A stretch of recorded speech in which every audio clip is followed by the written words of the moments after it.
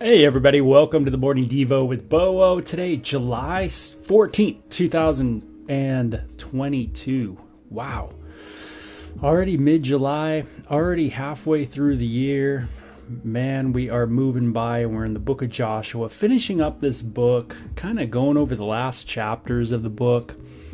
And there's a lot there. The last couple chapters definitely have a lot there in the book. So welcome to the Devo. Devo just means devotion. And my name is Bo Willette. You could always check out the archives at my YouTube channel.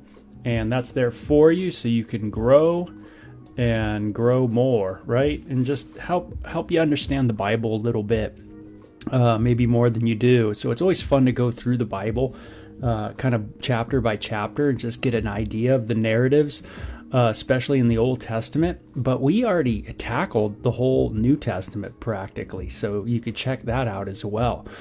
So we finished the Torah, the first 5 books of the Bible. Now we're in this book called Joshua, which is where we get the name Jesus, of course. Joshua, Jesus, same name, right? One is of a one language, Hebrew, and the other one is taken from the Greek. So that's why Jesus is pronounced the way we do. It's an English version of that Greek for Jesus.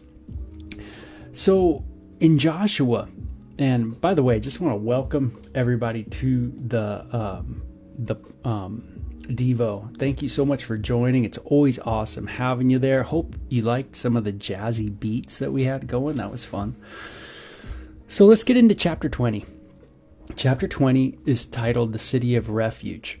Now, you guys are familiar with this if you've gone with me in the Devos, because we've kind of gone over this in the book of Numbers. There was to be these cities of refuge that were available for the man's slayer, the one who accidentally killed someone, and they were had to flee to one of these cities, and there was 6 designated cities of refuge.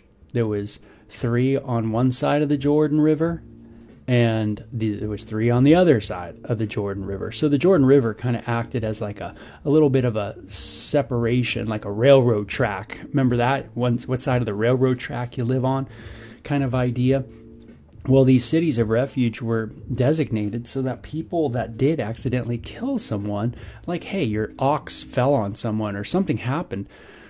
Well, if that happened, the deceased next of kin could go after you, and so they were expected to. So you wanted to get to the city of refuge, a place where you can actually find some comfort. So that's kind of what, or not comfort, but protection.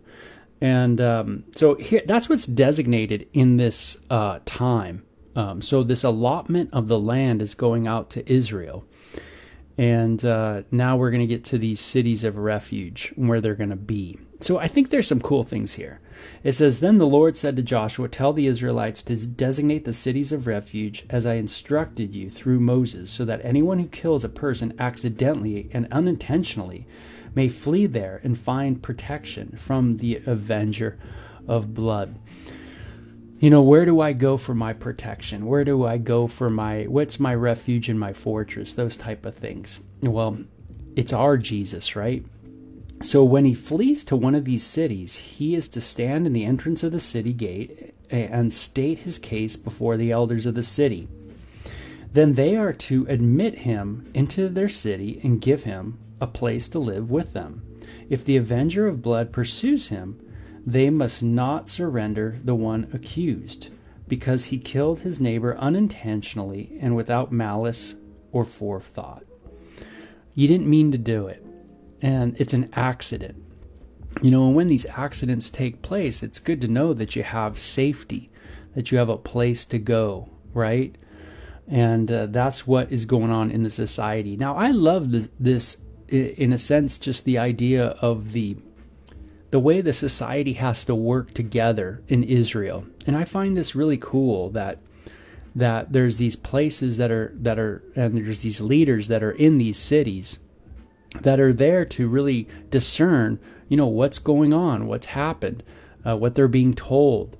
And I think what I find fascinating about that is just the investment within the community, in the lives of one another.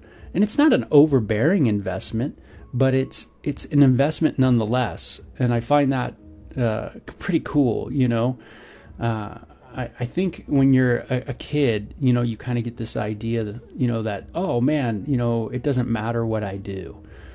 But then as you get older, you start recognizing that, what you do and how you live does matter to the community at large. It's just like if everybody, I always have this idea in my mind that goes like this, and I've blogged on it many times with my nonprofit ministry and a podcast on these subjects, but I've always thought this way of like, what if everybody did what you did? What would the world be like? What if, there's some people that get married and they go, hey, we're not going to have kids because we just want to go, tour the world all the time. We just want to live for ourselves, kind of thing. And I know that's a little selfish, but that's what we want to do. And we don't want to have kids. Kids just are a bother. Well, okay, what if everybody in the world had that idea? What if everybody in the world felt that way? Oh man, kids are just a bother. What if half the people of the world felt that way? Kids are just a bother. Why have them? What would happen to the population? You know what would happen? You force a government and a science community to get together and to make children. That's what you'll do. Isn't that interesting? And that's what we see today. Government and the scientific world, they have to come together and do things that we would naturally do on our own. But when we as a people get selfish, especially when it comes to children, and we don't like children that much, and we find them to be a bother and a drag and all those things, right? A drag on my fun. Well, without children, you don't have a society. Isn't that a trip? Yeah, without children, you don't have a future. That's right. All the future of the society, everything you're building in the society is to be of no use if you're just going to die out in a generation. So you need to have children. But if more people in the society don't want children, don't care for children, don't care about children, then you will force power structures to bear children, to make children, right? It's called lab children, right? Read Adolf Huxley. He saw this in 1930 when he wrote Brave New World.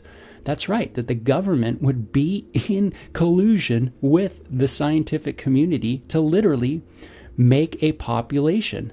So people don't need to have children anymore because guess who will do it? The government will do it. Whoa! Isn't that interesting? Do you see the ramifications of our decision making?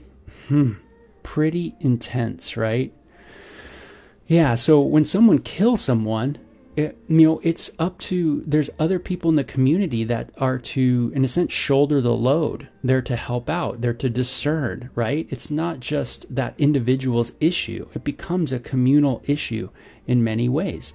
And like I say, not in an overbearing way, like some weird, the Village world, where it's like, some spooky thing going on, in this little community, right? That no one knows about and it's secret and that kind of thing. No, but it's to be something that is certainly on the hearts of the community.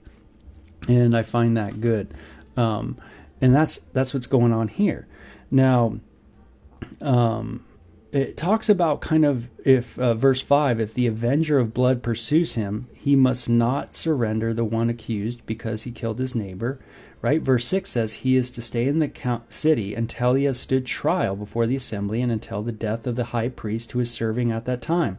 Then he may go back to his own home in the town from which he is fled. So when the high priest dies, you're free. Interesting. Jesus is our high priest in the New Testament. The book of Hebrews tells us that. So upon the high priest's death, then we are free. We are, in a sense, allowed to go. We have our freedom now upon the death of the high priest. Interesting picture, right? And I'm not far-fetched in that. There's some wonderful scriptures that talk about that. You might want to do a little research on cities of refuge and Jesus being our place of refuge too. Now, it names the towns, the cities, actually, where the cities of refuge are. Kadesh in Galilee in the north hill country of Naphtali, Shechem in the hill country of Ephraim, Kiriath Arba, that is Hebron, in the hill country of Judah. On the east side of the Jordan of Jericho, they designated Bezer in the desert of the plateau in the tribe of Reuben, Ramoth in Gilead in the tribe of Gad, and Golan and Bashan in the tribe of Manasseh. Any of the Israelites or any alien living among them who killed someone accidentally could flee to these designated cities and not be killed by the avenger of blood prior to standing trial before the assembly. So you had to have a trial. And remember, you couldn't just go kill someone, right? There was these places that were safe havens for people to receive a fair trial, and then they would wait there until, maybe live their whole life there until that priest dies, and then they would be free to go. And so that's how it worked. Now, the cities are interesting because the cities have interesting names to them, right? We kind of read them off. But Kadesh means righteousness. Shechem means shoulder. You know, the idea of that, God carries us on his what? On his shoulder, right? A good shepherd takes those sheep, puts them on his shoulder. Hebron means fellowship. Bezer means fortress. God is our what? Refuge, our fortress. Ramoth means heights.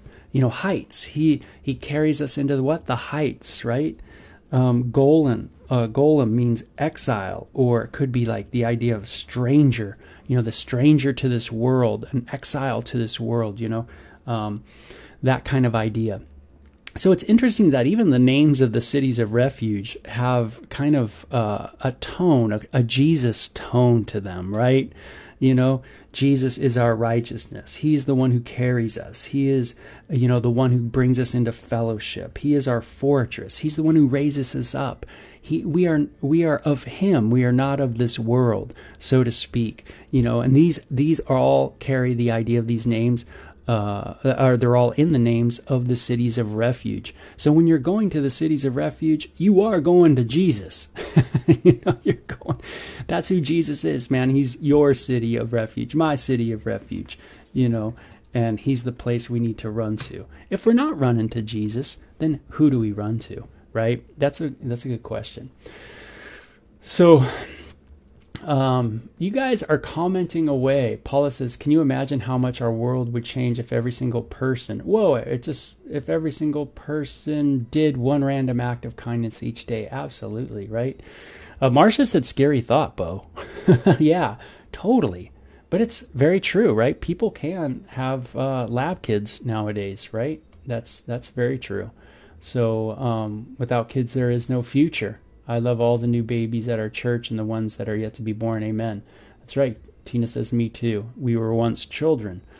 It's so true, right? We've become so narcissistic, right, in the culture that we don't see each other kind of the importance of one another, the importance of sacrifice. We see sacrifice as actually sometimes the most evil of things, and we see more narcissistic self-pleasure as being what people affirm today. So very interesting, right? So we're a little out of balance as far as our virtues go. It might be good for us to do a study on the virtues once again. But chapter 21 now goes into the town for the Levites. Now again, this might seem a little like the minutia of everything, but remember, the Levites didn't have a certain land like the other tribes, because remember, it says the Lord was their inheritance. So they are to serve the Lord. They have the privilege of being in the tabernacle. Now in the New Testament told us that, and tells us that we are all priests. Isn't that crazy? When you come to Jesus Christ, you become a priest.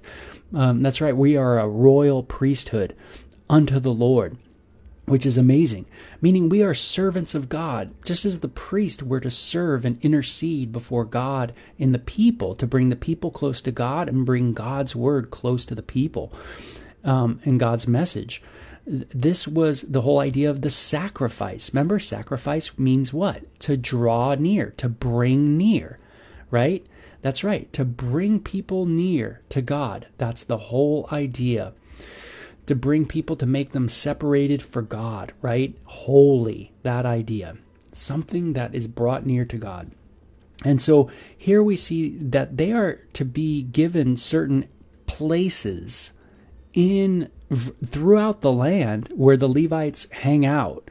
So not all the Levites would hang out at the tabernacle because there would be too many of them, right? So they allotted a certain group to serve during a certain period of time, for a certain period of time, and then it would be like a rotation. And so, but in the meantime, they would have a family and live places, and they would grow crops and do their thing, right? But they just wouldn't. They were, in a sense, they had their pagers. They were getting buzzed. Like, bzz, okay, it's time for you to go serve. That kind of thing. They had to be ready. So now the family heads of the Levites approached Eleazar the priest, Joshua son of Nun, and the heads of the other tribal families of Israel at Shiloh in Canaan, and said to them, "The Lord commanded through Moses that you give us towns to live in, with pasture lands for our livestock." So as the Lord had commanded, the Israelites gave the Levites the following towns and pasture lands out of their own inheritance. And you read this part, and it's really cool because it goes through the descendants of Levi, and it goes into the descendants of Aaron as well. And then after it goes through all the cool names, and man, what a bunch of cool names. I mean, man, if you're having children, these sections in Joshua are just loaded with names, man. You could go through here and you could say Jarmuth. There we go. There's one. I'm going to name my kid Jarmuth. There you go. Or how about Ganim? That's a good one. How about that one? How about Abdon? Whoa, that's a neat name. There's a ton of names here. So pretty interesting, right? And remember, Noah was we see a daughter, a lady named Noah, and we saw a man named Noah in the Bible. So interesting, right? Now, at the end of this chapter, it says this, verse 41. The towns of the Levites in the territory held by the Israelites were 48 in all. All together with their pasture lands. Each of these towns had pasture lands surrounding it, and this was true for all the towns. So the Levites had 48 total places that they dwelt in. 6 were the city of refuge, and then there was another 42. And I know that's a little numbering, but your brain just went like, what? But that's just some of the specifics. But the point being is this, what I find for the Devo, is that the Levites were spread throughout the land. And I think that's cool. That, God's made you a royal priesthood. You are to be what? Spread throughout the land. Isn't that neat? You are to go throughout the land and minister. And I love that. We have churches all over town. It's great, right? The royal priesthood is set up all throughout the land.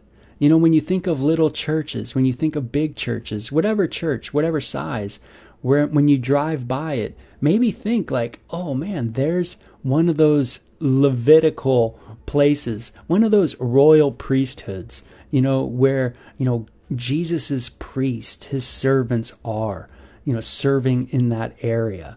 Isn't that cool? Instead of looking by church, sometimes people go by churches and they're like, oh, that's that church. Oh, it's that church. And they kind of critique it all. But maybe have a little more positivity. Like, hey, that is a royal priesthood. Those are Christians. They love Jesus just like I love Jesus. And they want to serve the Lord. And man, they're in their neighborhood. They're in their town. And they minister, and every church has a community. And they're ministering to that community the Word of God. And that's what we're doing even here, right? We're ministering that Word of God to people. And this is what I see is the great fulfillment of this passage in Joshua. That, hey, do I have a mentality of being spread out, of going throughout my community and ministering? That I am that ambassador of Jesus Christ, it says. Isn't that cool? The New Testament says that. We're the ambassadors of Jesus in the book of Corinthians, right? We are that, First Peter says, or maybe it's Second Peter, but royal priesthood, right? We are that priesthood. And, set apart by God, made holy by Jesus Christ. We have been brought near to the Father through what? The Son, through the sacrifice of the Son, sacrifice to bring near. We've been brought near. And now when we go into our stores or wherever we go work out, we are now that royal priesthood going into that area. Isn't that cool? We have a work to do, as an ambassador, of a nation. We are those spokesperson for that country, and we are a spokesperson for the Lord, right? Sharing his gospel, his good news with people. Hey, man, you can be forgiven. Man, God loves you. God so loved the world. He gave his life for you. But don't get this wrong, that God is wrathful against sin, and that he will judge sin.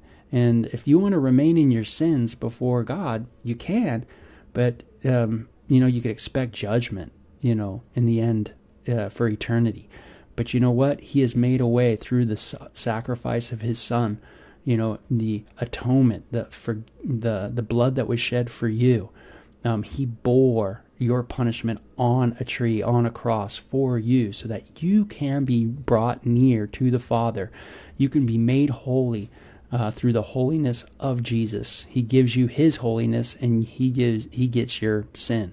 That kind of thing. That's what you've been now scattered throughout the land. So I see that really being cool fulfillment of Joshua 21. So think of it this morning. Hey, you know what? Am I going out into the land? Am I going out into my community? Am I doing whatever I do in the day? Am I seeing myself as that royal priesthood? How do I identify myself? Do I see myself as just the similar with everybody else? Or do I see myself as special, holy? You know what I mean? Holy, special. You're special because you've been set apart, right, by God, to be that ambassador. And so you see yourself that way. I wonder, do you look at yourself that way? Laura says, let your light so shine before the Lord. We are to be a light in our community to share the truth of the gospel. Amen. That's it. You are to be that Levitical light, right? You are that royal priesthood, that kind of idea. And it's not through some crazy ceremony, or you have to wear a certain pair of pants or pajamas or anything like that makes you a priest or anything. You are a priest, because you are saved. Jesus has made you that royal priesthood, right? Through his shed blood for you alone. And so, it's something that we've been given. It's a grace gift that we've been given this position in the church, right? As these royal servants of God, kind of thing. So very cool. So you might think of yourself as kind of a downer, and maybe, man, I'm this and I'm that, and I'm a failure and I'm that. Well, man, you got to get your brain off of that and remember that how God sees you as a royal priesthood, and that he loved you, he saved you. You were created in Christ Jesus for good works, right? And he's got those things prepared for you. If he didn't think you could do it, you wouldn't be saved. So obviously, he saves you, and he gives you all the power to be able to go out and be that light. So, it kind of like, think of yourself a little different. Think of yourself from the way God sees you, not so much the way you see yourself. The Levites were a special people. They were to be scattered throughout the land, to be there, to be around the people, and we are to be around the people as well. Not out on a hill, right, just as monks did years ago, but right amongst the people. So very cool. Hey, what a fun Devo. Almost done with the book. It's great to be with you guys all this morning. Mid-July, super hot, that's for sure. Be careful, right? So you guys take care. Have a good day. Bye-bye.